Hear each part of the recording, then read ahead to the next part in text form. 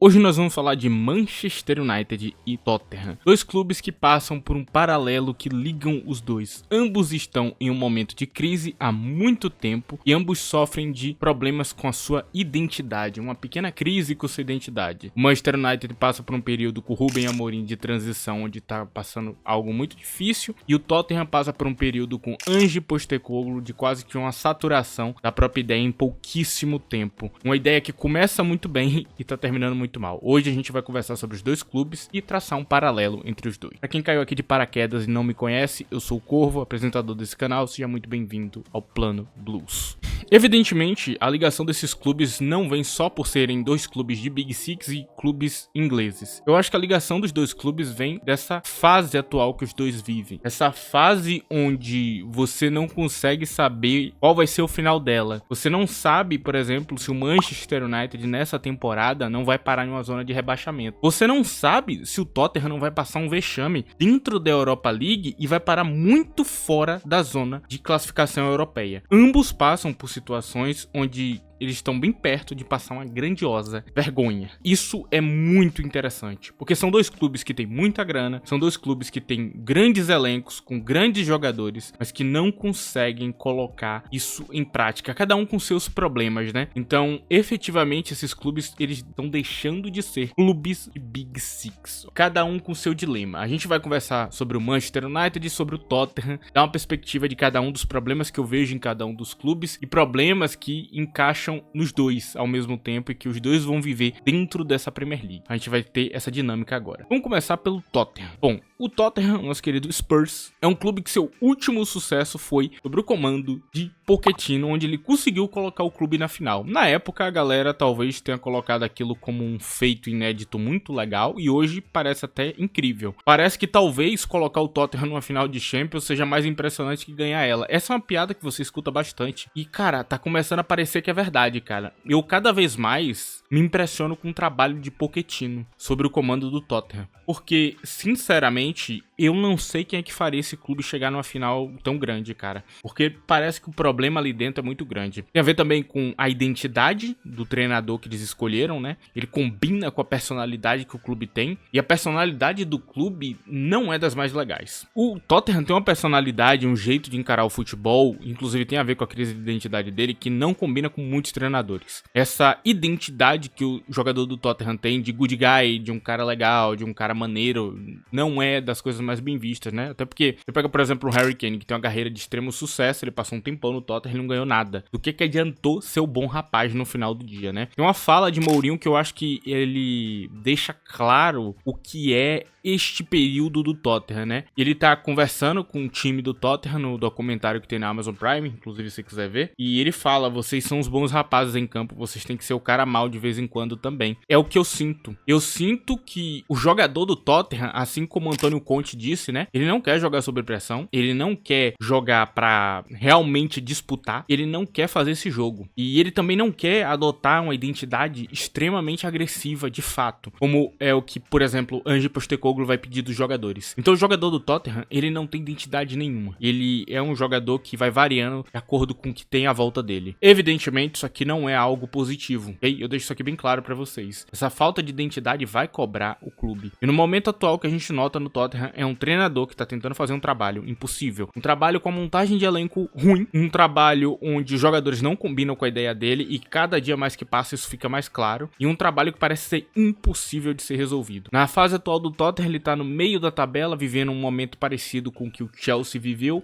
Eu diria que o futebol em campo do Tottenham é impressionante e inclusive coloca ele patamares acima do Chelsea daquela época, tava no meio da tabela, mas os resultados não são nada positivos, apesar do futebol em campo. Então o que eu posso dizer é que esse futebol quem traz é o treinador. Então o que a gente vê o Tottenham fazendo em campo e que impressiona e que vale a pena assistir, né, por ser um time do entretenimento, é por causa do treinador atual. Eu sei porque com o anterior não era assim, com o Conte não era desse jeito, não era esse futebol. Ainda era algo realmente que era inesperado, de fato. Você às vezes via o Tottenham tomando uma virada ridícula, como ele tomou de 3-3 pro Southampton, que foi inclusive, e deu toda a treta com o treinador. Não era esse entretenimento que a gente vê hoje, esse futebol bonito que Postecoglou coloca em campo. Então a única coisa que o Tottenham tem de identidade, ela não vem do Tottenham, ela vem do treinador. São problemas que estão acima, estão vindo da direção do clube, do dono do clube, Daniel Levy. Eu não gosto muito dessa figura e a gente vê os problemas que isso causa. Outro ponto que a gente tem que entrar é a Premier League, cara. Tá vendo um efeito Premier League nessa temporada que engoliu o Manchester City e tornou a vida difícil do Arsenal e tornou a vida de muitos clubes grandes da Premier League difícil. Somente o Liverpool se safou, aí até ele sofreu, né? Perdeu pro Nottingham Forest, um time que até outro dia tava disputando zona de rebaixamento. Isso é um dos efeitos da Premier League que eu falei aqui no canal. Tem vídeos aqui no canal se você quiser buscar, onde eu falei do fim do Big Six, eu falei do momento do Forest e de no Espírito Santo. Eu falei aqui de outros clubes interessantes que estavam surgindo, como o Brighton, que começavam a abrir essa disputa. E de fato, em campo você pode perceber isso. A disputa tá muito maior. A Premier League nunca foi tão competitiva. E isso tá esmagando. Os times estão em crise, os times que têm problemas, os times estão se aproveitando desse momento pra ferir os grandes tubarões. E cara, os problemas de elenco do Tottenham é muito grande. Na zaga, a gente tem dois zagueiros bons, que é Romero e Van de Ven, e os reservas estão muito abaixo. Eu, pelo menos, acho eles bem abaixo. Outros reservas são adaptações de laterais, okay? Como era com Ben Davies e Emerson Royal. Agora, um moleque novo que surgiu também tá sendo adaptado lá. É terrível, é terrível. Eu não tenho como explicar pra você o quão isso aqui tá errado. No meio de campo, se você perde James Maddison, não tem reserva, né? Não tem reserva pra James Maddison. Ele é o único que sabe fazer aquela função específica de 10, né? O Kulusevski, que até todo dia era um ponta. Ele tem um jogo de trás pra frente bom, mas ele não é um 10. De fato, ele não é. Não dá pra entender o que o Tottenham pode fazer pra resolver isso. Eu simplesmente não tenho como responder essa questão pra vocês. A montagem de elenco é ruim mesmo. Na volância também a gente tem peças interessantes e peças que não combinam tanto com o treinador, que também não estão nessas coisas. Nós temos laterais também que têm suas oscilações e seus problemas, né? Principalmente no jogo aéreo, de, por exemplo, um Pedro Porro da vida, que é bem frágil e que tinha que ter alguma solução. No geral, uma montagem de elenco do Tottenham depende de Heung-min.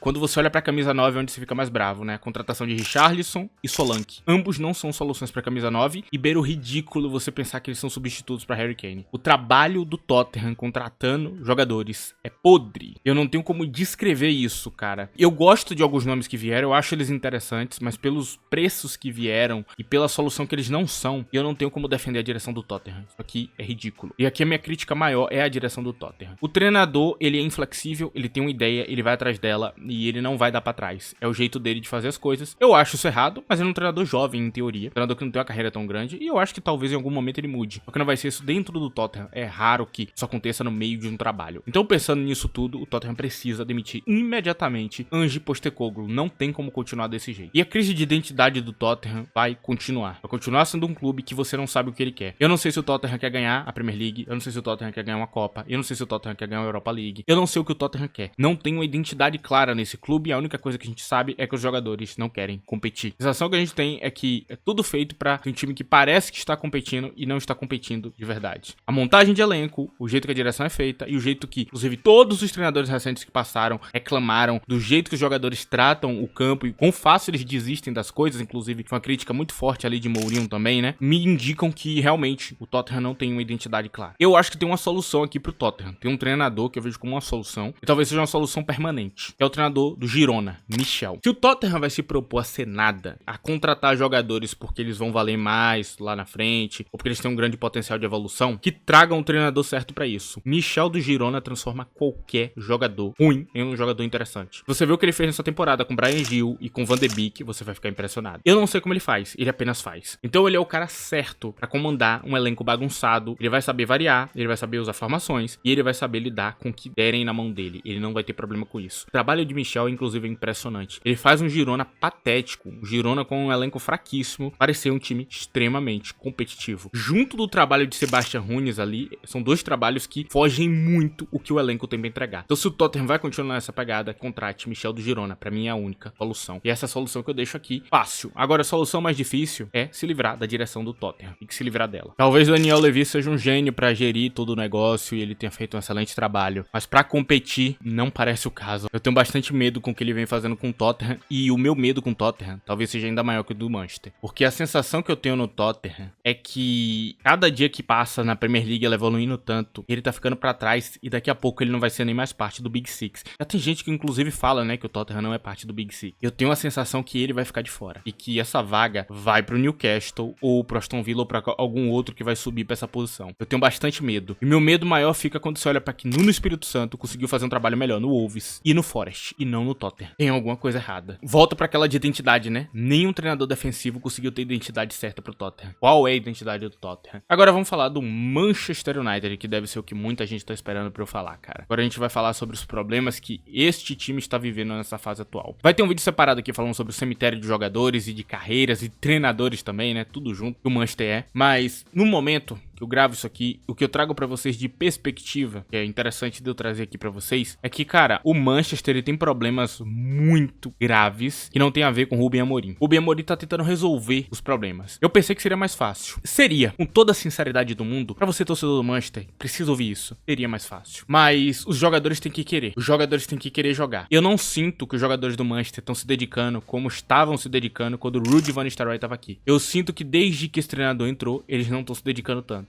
Isso vai prejudicar o treinador. Eles não querem ouvir as instruções e isso fica claro quando você olha pra Marcus Rashford. Ele parece se comportar como se não fosse mais jogador do clube, sendo que ele ainda ganha um grande salário e ele ainda é parte do clube. Então eu não tenho como defender o trabalho atual do elenco do Manchester e da direção, cara. O elenco é infantil, o elenco é uma piada. O Ruben Amorim ter que punir os jogadores por indisciplina é um negócio bizarro, cara. Ele não é dessa linha, eu juro pra você que ele não é dessa linha. Só que não tem o que fazer, cara. Quando você chega com jogadores mal criados, né, as criancinhas ali, mimadas da base do Manchester, não tem o que fazer, cara. Assim, eu esperava mais figuras desse elenco e principalmente de profissionalismo, de entender o momento. Pô, cara, a gente tá no meio da tabela, a gente precisa entregar pro torcedor alguma coisa. E não me parece que esses caras querem ter, são poucos. Bruno Fernandes é uma das exceções, né? Ele tá tentando com todas as forças, às vezes até demais, né? Ele toma aqueles cartões vermelhos exatamente por causa disso. Não tem o que o treinador fazer, cara. A adaptação tá sendo muito mais difícil por causa do elenco. E, cara, você pode até achar que eu tô falando besteira, mas não tô, cara. Preste atenção em como os jogadores estão se comportando, cara. Olha Marcus Rashford, ele deveria ser o herói desse time, cara. Ele simplesmente não quer fazer o que o treinador pede pra ele. Ele simplesmente não quer correr pelo clube. Não tem o que eu fazer, assim, pra falar dele. E na fase atual, o Manchester tá brincando com a ideia de ir pra zona de rebaixamento, disputar um rebaixamento. É bizarro em todos os sentidos. Não tem como explicar um clube tão rico e com tanta grana e que gasta tanto salário e jogador tá nessa posição. E claro, o efeito Premier League que eu falei aqui sobre o Tottenham também bate sobre o Manchester e é ainda mais forte. Porque é um treinador que vai precisar ensinar uma nova ideia, ensinar os jogadores a correr pra trás, ensinar os jogadores a marcar, ensinar os jogadores como lidar com bolas paradas, que é uma das especialidades desse treinador, e muitos outros detalhes a mais que ele precisa. A ideia dele é complexa, a ideia dele precisa de tempo, e muitos estão culpando a formação, né? Dizendo, o 3-4-3 não funciona. E não tem nada a ver, cara. Não tem absolutamente nada a ver. A formação não importa tanto, tá ligado? Tem treinadores que eles usam várias formações, e cada formação muda a ideia de jogo. O caso de Ruben e Amorim é o contrário. Eles usam uma formação e ele vai variando as ideias dessa formação, jogo a jogo. Então ela pode atuar de maneira muito diferente a cada jogo. O que faz a galera, inclusive, confundir muito as ideias desse treinador. Quando ele enfrenta o adversário mais fraco, ele melhora o ataque, aí a defesa fica mais exposta. Quando ele enfrentava o adversário mais forte, ele melhorava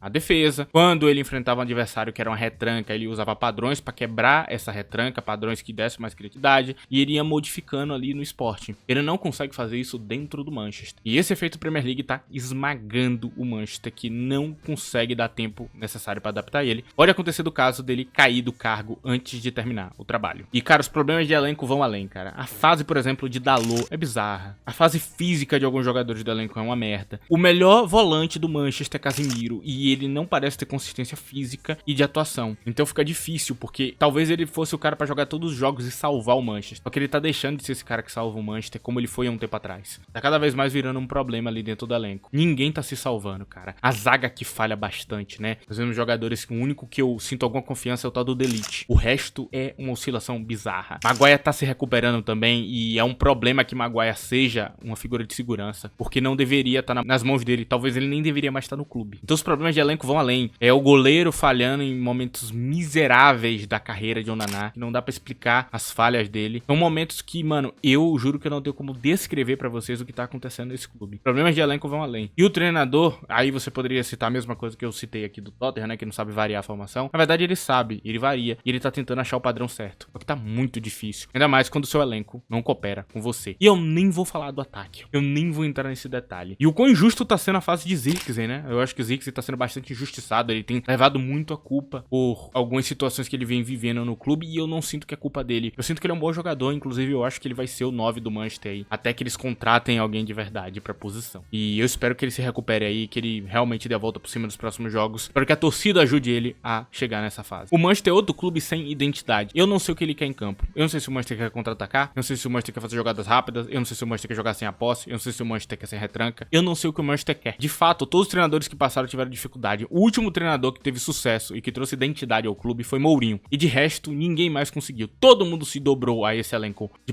palhaços, não resolveu. Inclusive Mourinho na época queria que estes jogadores problemáticos fossem todos embora. E ele foi visto como um vilão. Hoje a gente percebe o quão bom foi o trabalho e principalmente o quanto ele estava certo. A crise de identidade do Manchester acontece que a direção não foi responsável, não ouviu um dos treinadores mais experientes da Europa quando ele falou que algumas frutas podres deveriam sair do elenco. Então é basicamente essa a mensagem final. E aqui eu deixo uma possível solução. Tem um treinador que parece um pouco com o Mourinho, que tá na Premier League atualmente, tem um contato com o Manchester United que pode ser uma solução dura para alguns anos de reconstrução. E pode ser o cara que vai fazer esse time permanecer, pelo menos, competitivo durante um tempo, que é o tal do Kieran McKennie. Pode ser que ele seja, né, essa solução. Porque o trabalho dele atualmente, mesmo que ele esteja na zona de rebaixamento, o futebol em campo apresentado e os jogadores quão bem treinados eles estão, é impressionante. Então pode ser que esse treinador seja uma possível solução se o Ruben Amorim chegar a cair. Eu ainda acredito muito nele, ok? Eu ainda continuo acreditando, mesmo com os resultados ruins. E de fato, se ele cair do cargo, eu volto a repetir, é culpa do cemitério de carreiras que é o Manchester United. E eu termino por aqui, essa é a única solução que eu dou. A outra, é claro, é você pegar, explodir tudo ali e reconstruir tudo do zero, tijolo a tijolo. Criar um novo estádio, criar uma nova direção, criar tudo do zero, porque tá tudo errado, mano. Isso aqui não parece um clube de Big Six. Essa é a outra solução que eu trago aqui pra vocês. Eu encerro por aqui, cara. Este foi o vídeo de paralelo de hoje, né? Você entende porque que essas coisas estão se conectando. E, sinceramente, cara, eu realmente volto a repetir o que eu falei, cara. Como eu queria ver o Manchester United sendo competitivo novamente. E como eu queria ver o Tottenham não passando vergonha